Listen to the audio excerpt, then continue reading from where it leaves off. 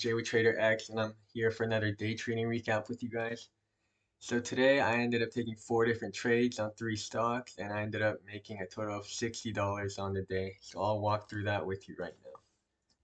So the first stock I traded was ticker symbol NAOV, and the reason why I wanted to trade this stock was because it was trading between the middle VWAP and the top VWAP when the market opened up, and it had a nice 6.5% candle, as you can see from the push from here, the middle VWAP, closer to the top VWAP up here. It had like a 7% push, and I find that to be attractive enough to want to get in once it approaches this resistance area, comes down a little more, and I would buy in at a support area right around here, trying to ride higher lows and higher highs that the stock makes.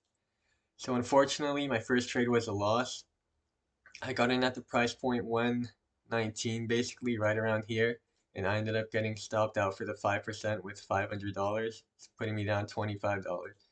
This stock, the move I was waiting for, literally played out like an hour later.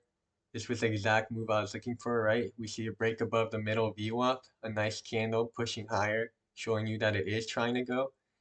It pulls back down. I could have bought at a support area like I tried. I wouldn't have gotten stopped, and I would have averaged up at the break of resistance right around this area to prove that it could go. And I would have tried to sell around the top VWAP. I was looking for this exact play, but it just didn't happen, and I did my part in managing risk, so I'm happy with that. The next stock I traded was ticker symbol VYNT. So VYNT, just very similar pattern. When the market opened up, the stock started pushing between the middle of top VWAP. It had a 6% push around this candle, and it was one of the top gappers that popped up, but it ended up just fading out, and I also took a loss after I bought in right here at 185, trying to get a support and higher highs, but that never happened, and I got flushed out also for a loss of $18, so right around 4%. And the last stock I traded was ticker symbol ISIG, ISIG. This one is a stock that's been going off a lot recently in the past few months. As a momentum stock, it's been making huge plays, and the reason why I wanted to get into this stock was because if I show you in the bigger time frame, the stock was trading when the market opened up right around these levels, and I saw potential for it to not only break the resistance right here because it was a top gapper moving up, but it could break above this SMA line and really confirm signs it wants to uptrend, because any previous resistances can be used as a new support. So this SMA line that was going to act as a resistance and maybe make it sell off more, once it broke past it and was able to shoot up, stocks generally do that because this is a level you can look at it as a support now. So if the stock were to come back down, it would tend to bounce off of this line now because it is above it. It's showing signs of uptrend. So I saw value for it to break those levels, and it ended up pretty much playing out how I'd hoped. The stock pushed from the middle to top VWAP, as you see. It was a big push, like 13% candles, and after it did that, I waited for it to get to a better deal, right around this blue line, and find a support, and I got in at the price point 1162, as you can see right there. And I end up, well, the stock never ended up hitting my stop loss right at 5%, and it ends up going, and I end up adding at a break of resistance right above this candle and like this general area right here. So I added at the price point 1282, right around here, like literally right when it broke this resistance area, and I was able to sell and at the price point 1313 and basically ride up this whole green candle.